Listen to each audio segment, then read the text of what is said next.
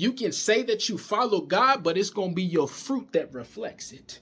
Your fruit will either reflect that you follow God, or your fruit will reflect that you do not follow God. And there is no in between. There is no lukewarmness. God will rather you be hot or cold, because if you are lukewarm, he will spit you out his mouth. So then the Lord reflected me to Matthew 7:16. You will know them by their fruits. By your fruits, you will know them. So it is by your fruits that you will be recognized as a disciple of Christ. Point number 2. Your love for God should drive your heart to do things God's way.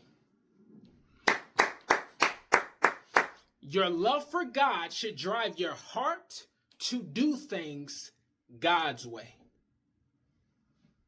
Let's make this thing practical. When you love God, though it is hard, you're willing to die to the flesh. You're willing to get into his word and actually obey what the word is saying.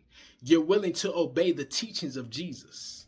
Let's break a couple of them down. Sexual immorality. That is sex before marriage. Having no sex before marriage is hard. But if you want to do it God's way with your partner, you are willing to be obedient.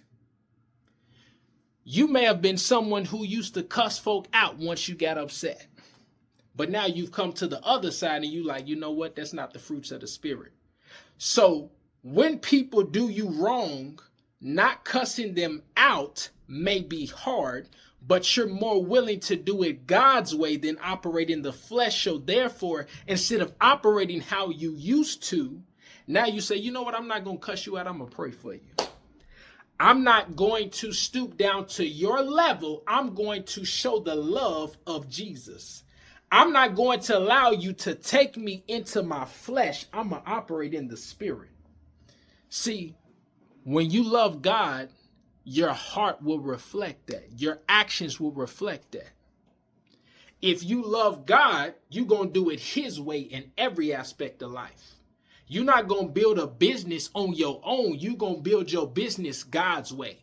You're not going to be in your romantic relationship on your own. You're going to do this thing God's way. You know what? We're boyfriend and girlfriend now. We're going to do this thing God's way. We're going to work to get to that engagement. And then once we get engaged, we still have to strive to do it God's way. No sex before marriage. Though it's hard, let the Holy Spirit work in you and through you to will and to act in order to fulfill God's purpose. Because